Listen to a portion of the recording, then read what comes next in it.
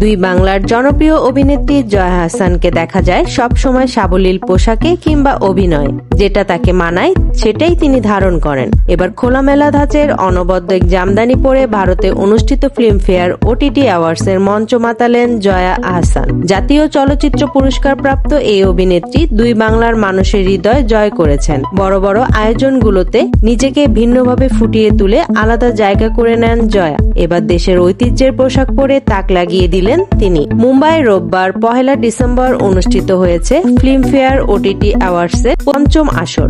আয়োজনে series, cinema ও critics এই 3 ক্যাটাগরিতে 39টি পুরস্কার পান তারকারা। বলিউড ও টলিউডের তারকাদের পাশাপাশি অনুষ্ঠানে ছিলেন বাংলাদেশের অভিনেত্রী জয়া আহসান।